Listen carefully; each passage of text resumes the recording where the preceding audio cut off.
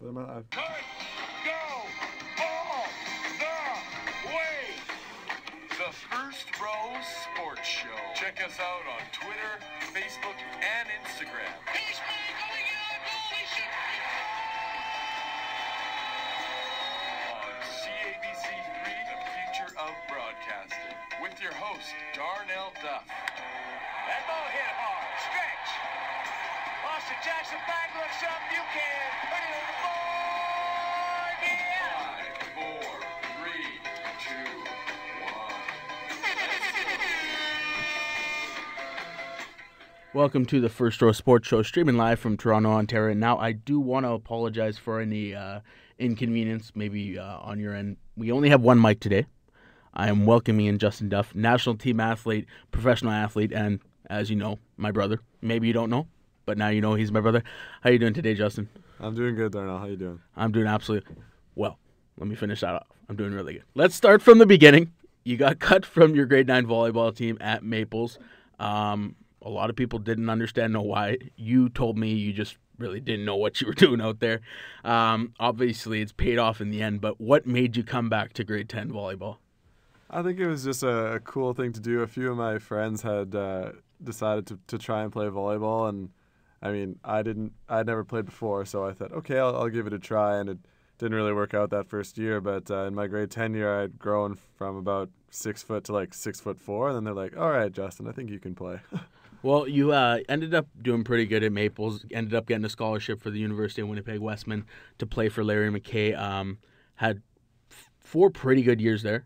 Won a national championship, got silver at another national championship, back-to-back years against the Alberta Golden Bears.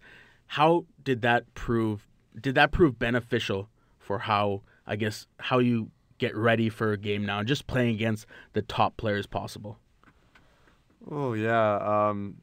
I mean, my first year when I was there, I wasn't a starting player, and it was difficult for me to learn to not be like you're just a role player. You're a guy that comes in and does a little bit if you can, because our team was quite talented at the time. And it was just really fun to be there with those guys when they were winning and playing at the highest level that I could reach for, the next few years. Well, you say you weren't really in much of a big role for that first year. Was that hard coming from high school where you were in a big role? I mean, you were starting, you were the guy who was getting a lot of sets, getting a lot of kills. Was that tough for you coming in from a starting role to maybe a bench role? You went to the national championship. It had to be a good year nonetheless, but was that tough for you at all? Oh yeah, of course, because it's tough to go from being like the guy on a team to just being any guy, and you have to really motivate yourself to work hard in practice when it can be a difficult situation. Like you say, well, what's the point? I'm not going to play anyways, so I'm just going to kind of go half today because I don't really feel good or whatever, but you need to learn that you need to take that spot, and it's not really being given to you. And I think that's a difficult lesson for some people to learn when they've been at the top always and then have to start again from the bottom. Well, you've been playing pro for a while now. You've started with Team Canada, the Canadian junior team, just about a decade ago. But let's start in Turkey.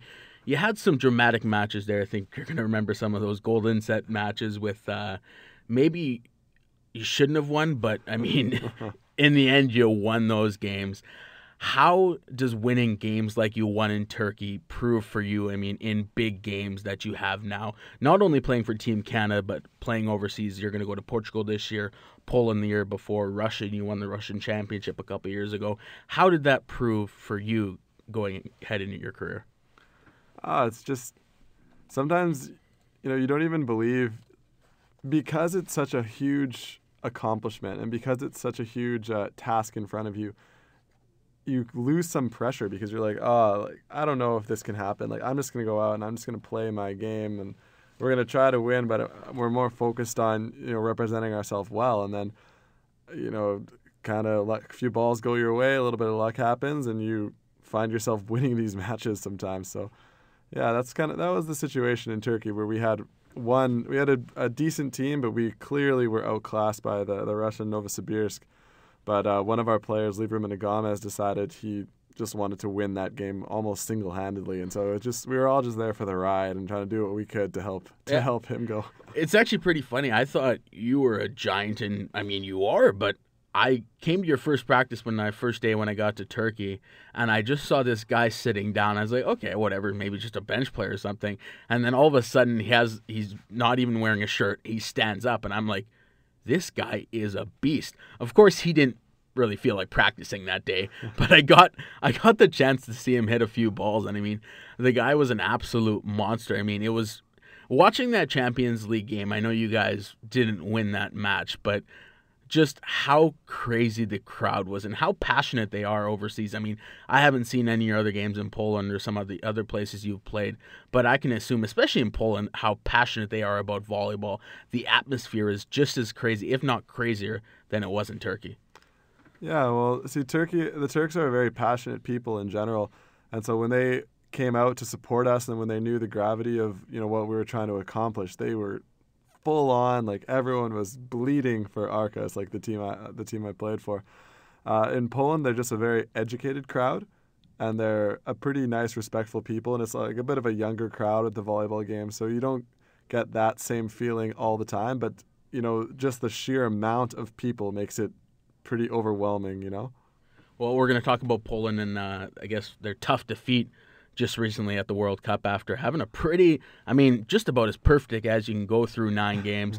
A couple tough games there. They did not qualify for the Olympics. But let's go back to 2012 when you guys had your most recent chance of qualifying for the Olympics.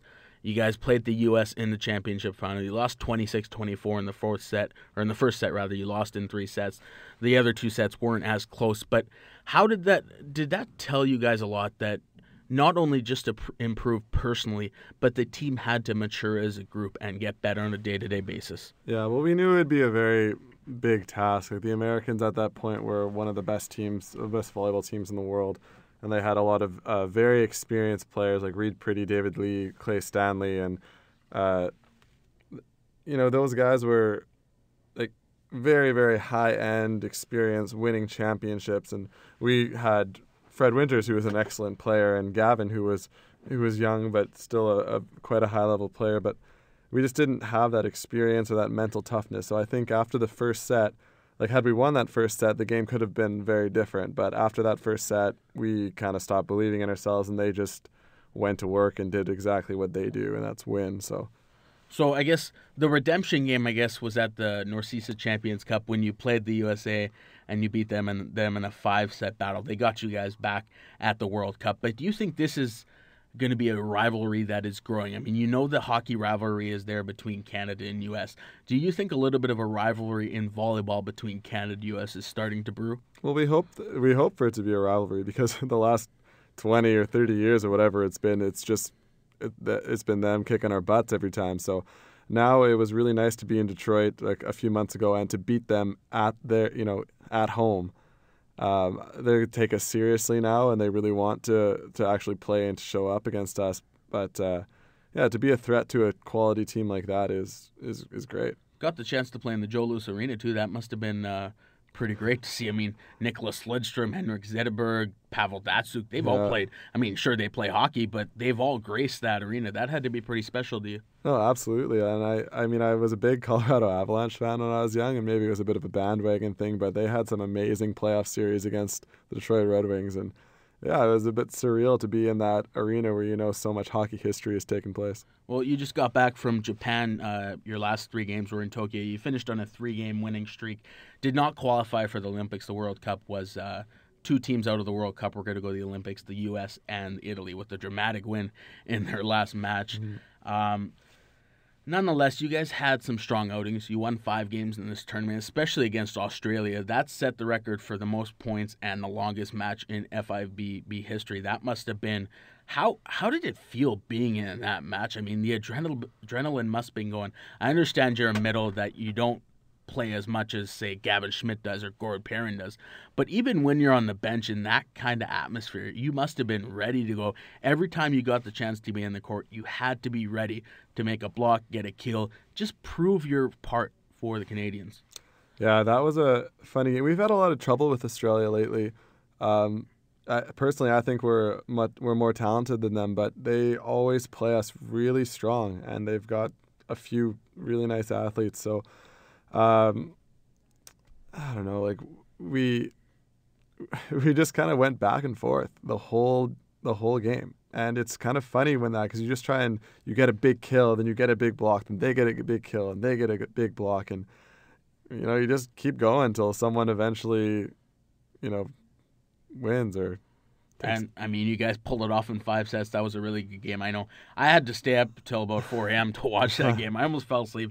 I got to watch it. It was a great game. You guys had some really good sets against the top teams in Russia, Italy, and Poland. You got sets off Poland and Italy. Mm-hmm. You started off Poland winning the first set. What prevailed you from winning these matches and pulling through? Well, we had a really difficult match against Japan, which was... we had a kind of a big team meeting, like, look, we just lost a game very convincingly to a team that's not so superior to us. So what happens? What needs to change? And I think we kind of grew a lot from that night as a team, and we decided we really needed to focus on the starting of our matches. So it was fun to play Poland next and to win that first set, because it showed that we did get something out of the meeting, that we were prepared to fight with them right from the beginning. And like, that's a world-class team. All those guys are playing in a top-level league all of their lives, and so to compete with them is nice. Yeah, and you guys also had a pretty good game against Argentina. I mean, that went back and forth. I felt like that game could have went either way. And I mean, Argentina, they're a very good team. They can compete with a lot of teams in the world. And I think just the fact that you showed you can compete with the likes of Poland, Italy, and Argentina, I think that means well for you guys going forward. Yeah, well, we're headed in the right direction. Argentina, I mean, I think we should be beating them more often, but they've beat us a lot this year. So, the stats tell a different tale. But I'm not none of us are intimidated to play that team. And whereas maybe a little bit like Russia, it's, you have a really big task in front of you. So there are just some teams we match up a little bit better with, and Argentina is very difficult because of their strong transition games, and they're a very skillful team. Well, I mean, you played 11 games in 14 days. You finished to 5-6. Pretty respectable. You guys are going to have another chance to go to the Olympics. Now, stick with me here. It's a qualifier to get into the qualifier. Yeah, if you can follow that. Yeah, I mean, when you first told me, I was like, what? I thought you were just in a qualifier to get into the Olympics. But no, they got to play a qualifier to get into the qualifier. You have to finish top 4 in that tournament. You're going to go to Mexico next week. With U.S. getting a spot to the Olympics from the World Cup, is that a little bit of a relief for you guys, knowing that you're not going to have to go through them to get to the Olympics? It's great that they qualified. We were all in the last match. We didn't know until the last match. They had to beat Argentina, and we were all together having a few drinks, watching the match on TV, just hoping that, with our Go USA chant, I think for the first time in my life, right? But it doesn't mean that we've qualified yet. We still need to play good volleyball, but it just makes it that much more possible to realize our Olympic dream. Yeah, I mean, you're going to have to beat the likes of Cuba. I mean, you've had some success against Cuba in the last few years. I know Cuba beat you guys the last time out in World League. This is a pretty talented team. This is a young team. But I think if you guys play good volleyball, there's no reason you guys shouldn't be in the Olympics. And even if you don't get a spot from the Northeast Championships, I believe you said you have one other chance against some Asian team where you have to travel overseas. Yeah, there's going to be 2 different last chance qualifiers. I'm not exactly sure who will make up the teams, but there will be, maybe the 3rd or 4th place European team, the second best Asian team, a few other decent teams around the world. But honestly, I think our best chance is just to win at Norsica and to beat Cuba, which is we are very capable of. But we'll have to show up, because the nice thing about the Cubans is that even though they've lost a lot of their top tier talent to other teams or through defection from the country, they fight and they're not afraid to play anyone, and they're athletic, strong athletic team. Yeah, I was actually watching a YouTube video earlier today, and Harris-Welo, he used to play for the Cuban team. I actually saw him play in Indonesia. It was last year you guys played in the championship final. Or was it 2 years ago? 2 years ago. 2 years ago. Where do you know where he is right now? I mean, this is a very talented guy. Yeah, no, he's a 6'6" athletic setter, and he scores a ton of points, which is really unusual for a setter. He's an amazing blocker, which is very unusual for a setter, and he's a good setter too. So he's a super talent. It really hurts Cuba to not have him on their national team, but he's playing in Molfetta in Italy. So talk to me about setters for a little bit quickly. And it just seems, as a viewer anyways, it just seems that there should be more opportunities for you to get sets and get kills. I mean, you're going up a lot. Does that frustrate you, especially that Daniel Jansen Van Doorn was getting, it seemed like he was getting a lot more sets than you in some games. I mean, he had 23 attempts in one of the games. He had a really good game with 18 kills. But does it frustrate you that you aren't getting some of the opportunities that maybe you should be? Well, I think it's all about relationships with the setters too. In the past, I haven't been a good transition attacker. I've been very good off of serve receive. So that's a part of my game that I really worked on this year in Poland. And I don't know if the setters are like very slowly realizing, oh yes, like these, I can give the ball to Duff in this situation, and I should. We talked about it a lot too, because it's very difficult to win with just the outsides, especially other teams take options on us and they're like, well, they're not setting the middle, so I'm just going to go left or I'm going to go right, and then our then our attackers have to attack against 2 blocks. Whereas if we're running a lot of middle, they can attack against 1 block. And I don't really care if I'm not getting set and our outsides are getting 1 block and scoring every ball, or if Gord's killing pipes. That's fine with me, because then that like you're really contributing to the team by at least being a very heavy diversion for the other team. But it can get frustrating if that's not the case, if it's just the other team's ignoring you and you're getting ignored. So, well, I guess we could say the ultimate goal is to make the Olympics for the first time in 23 years. And it's pretty ironic, actually. The Toronto Blue Jays haven't made the playoffs for 22 years. Looks like they're going to make the playoffs this year. It looks like you guys have a pretty good chance of making the Olympics. So it just seems really like it's Canada's year to step up. But after going through such a grueling process in Japan, 11 games in 14 days, like you said, you had off days, but in those off days, you were probably traveling, getting ready for other matches. So, I mean, really, in a 14-day period, you didn't really have any time off. You had a 13-hour flight coming back to Toronto. You landed here yesterday. You fell asleep. You woke up early this morning. But how nice is it to get your head off of volleyball, relax? Obviously, you came on the First Row Sports Show today. It's like right on there again. I don't know. You figured out. But how nice is it not to be you don't have to be physically ready for a couple days. You can just take some time off, relax, go have some fun with friends, some family members, obviously. How nice is this for you? Oh, it's great. I mean, I liked being in Japan because every day we had a new challenge and opportunity, but you can't do that every day of your life. Like, you need a couple days to just like turn off and to go lay on a couch and just, have a beer. And that's very difficult to do when you're in the middle of a very important high-level international competition. So I guess that beer tasted that much better after you played your last match in the World Cup and you were watching USA hoping they'd beat Argentina. I can imagine that was a pretty good beer, especially after the U.S. did outlast the Argentinians. Absolutely. All right, I got a couple more questions for you here before we let you go. After the qualifier in Mexico, I think you're going to probably have a couple days off, I would imagine. Then you're going to go to Portugal, play in the Portuguese Super League. I think that's what it's called. I'm not sure what it's called. Something like that. Anyways, Portuguese League. Yeah, let's just go with that. How nice is it for you not only to go to Portugal's best league, but just to get a chance to live in probably one of the nicest cities you can live in, possibly? I mean, this is going to be a great opportunity. And you've been everywhere. You've been in Russia, you've been in Vienna, you've been in Turkey, you've been in Poland, everywhere you can go. But are you really excited for this opportunity to live in Portugal? Yeah, of course. I've never been to Portugal or Spain, so it's like another thing to kind of check off my list of travel.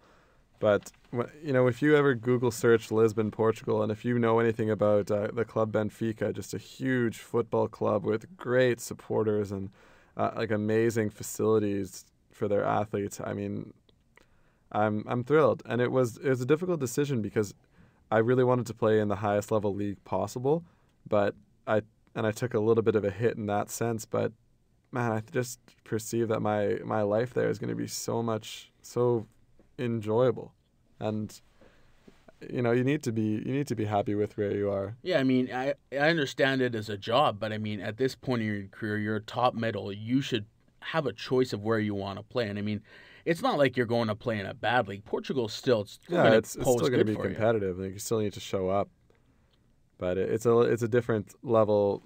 Consistently, it's not the same as say Poland or Russia or those or Italian league. Well, who knows? Maybe it's going to be like Turkey. You play in Portugal for a little bit, and then you go off to Russia and win the Russian championship. I know that maybe it doesn't happen a lot, but hey, it happened once. Maybe it can. One more question for you. Take me through what the game of volleyball does to your body. I mean, you're playing volleyball for 10 or 11 months a year. You go straight from Team Canada straight to your pro team. You're playing a lot of volleyball. You're jumping a lot. You're working out a lot. The body has to take a toll. How does it feel right now? Right now I'm pretty healthy, surprisingly. In volleyball, the most common injuries are overuse. So you're always jumping, so your knees, lower back, shoulder, because you're always swinging. And if you jump 200 times a day, the average human jumps 0 times a day, and swing, a couple hundred times a day or like 100 times. It's much different than like the normal human body. But I've been lucky enough not to land on anyone's foot or something, and I've avoided sprained ankles. Something Graham Vigras couldn't do. He went out pretty early in the first World Cup. I think it was 10 points in on the first game, and then he was gone. Yeah, is it just really swollen, or what's going on there? Yeah, he took a bad tumble. He really got on top of the other guy's foot, and I mean they were both a little bit under the net, so it's difficult. I didn't even think it was going to be serious because he was very, very calm about it, but then when you asked him, hey, Graham, are you okay? No, this is going to be a problem. Like, okay, so he needed a couple of weeks off. So he's probably not going to be playing in Mexico, I assume? I actually don't know yet. Yeah, we haven't been told. Well, you guys have had some injuries with Team Canada, Gavin Schmidt, yourself, Gord Perrin. There's been some injuries around the team. How important is it for you guys to stay healthy for the stretch run trying to get to Rio? Well, and it's going to be difficult too because I think we're going to need to sacrifice playing in some other matches. Like Gavin's had a lot of injury troubles the past year, and he's a guy that's so high volume, and he can be such an important part of our team. But we might have to say, hey, we need you to just sit and rest for a couple of months, so that when the Rio Olympic qualifier comes, or when the Olympics do come, like we need you to be at top form. So it's going to take a lot of just like tactical management on that kind of part, and a lot of responsibility from the players themselves to make sure that we are taking care of ourselves and, being in the right kind of state of fitness. Well, thanks a lot for coming on today, Justin. Thanks for having me, Darnell. You're listening to the First Row Sports Show, streaming live from Toronto. Stay tuned. We got lots more to talk about. Have a great one.